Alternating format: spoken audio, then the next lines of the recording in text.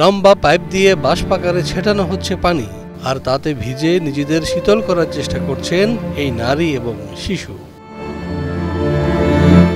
অন্যদিকে হাতে ব্যাটারি চালিত ছোট পাখা নিয়ে মুখটা ঠান্ডা করার বৃথা চেষ্টা করছেন অনেকে। একই সাথে দলে দলে মানুষ ছুটছে কুলিং শেল্টারের দিকে। ৯ জুলাই মঙ্গলবার জাপানের জনপ্রিয় পর্যটন কেন্দ্র টোকিও টাওয়ারের চিত্র এটি। যদিও বর্ষার মৌসুম এখনও শেষ হয়নি, তথাপি আমরা ইতোমধ্যে ৩৫ ডিগ্রি সেলসিয়াসেরও বেশি জ্বলন্ত উত্তাপের মধ্যে রয়েছি। আমার মনে হচ্ছে গত বছরের চেয়েও বেশি গরম পড়েছে এবার। জাপানে সাম্প্রতিক বেশ কয়েকটি মৃত্যুর পেছনে দায়ী করা হচ্ছে সেখানকার আবহাওয়াকে। তীব্র গরম সইতে না পেরে সাধারণ মানুষ ছুটছে রাজধানীর চারপাশে স্থাপিত শীতল আশ্রয় কেন্দ্রগুলোতে। যেমনটি বলছিলেন ইয়ামাগুচি প্রশাসনিক অঞ্চল থেকে আসা ৬০ বছর বয়সী দর্শনার্থী হিসাকো ইচিউজি।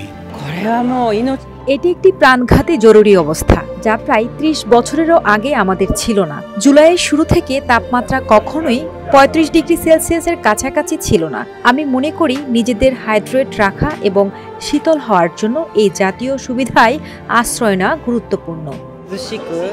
তীব্র গরম থেকে সাধারণ মানুষদের স্বস্তি দেওয়ার জন্য স্থানীয় কমিউনিটি সেন্টার এবং পাবলিক লাইব্রেরিগুলোকে ব্যবহার করছে কর্তৃপক্ষ। সেখানে এয়ার কন্ডিশন স্থাপনের পাশাপাশি বাড়ানো হয়েছে নানান সুযোগ সুবিধা।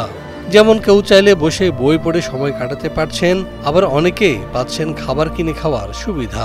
এ ধরনের ব্যবস্থাকে ইতিবাচক হিসেবে দেখছেন ৭৫ বছর বয়সী অফিসকর্মী ইউকো হোরি। বাইরে খুব গরম, ট্যাক্সি থেকে উত্তাপ, বিল্ডিংগুলোর এয়ার কন্ডিশনার থেকে উত্তাপ, এমন অনেক জায়গা রয়েছে যেখানে এত গরম যে প্রকৃত তাপমাত্রা সেখানে স্বাভাবিকের চাইতেও বেড়ে যায়।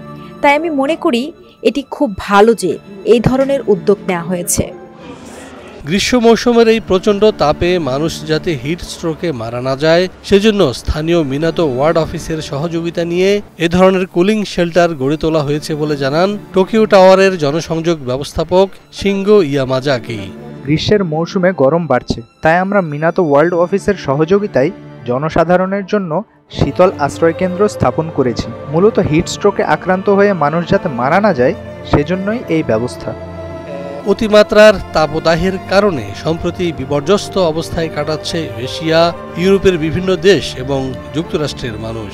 এসব অঞ্চলে তাপদাহ প্রবাহ ভয়াবহ মাত্রায় পৌঁছাতে পারে বলে আভাস দেওয়া হয়েছে এর আগেই।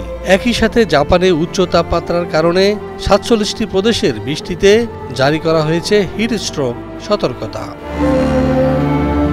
গত ৪ জুলাই বৃহস্পতিবার দুপুরে মধ্য টোকিওর তাপমাত্রা ছাড়িয়ে যায় ৩৫ ডিগ্রি সেলসিয়াস। অন্যদিকে শিজুওকা, গুনমা ও তোজিকি অঞ্চলে তাপমাত্রা গিয়ে পৌঁছেছে ৩৮ ডিগ্রি সেলসিয়াসে। ইতিমধ্যে ৩৮.৯ ডিগ্রি সেলসিয়াস তাপমাত্রা রেকর্ড করা হয়েছে শিজুওকায়, যা এবছর জাপানের সর্বোচ্চ এবং ১৯৪০ সালে জাপানে তাপমাত্রা পর্যবেক্ষণ শুরু হওয়ার পর থেকে বিরল রেকর্ড।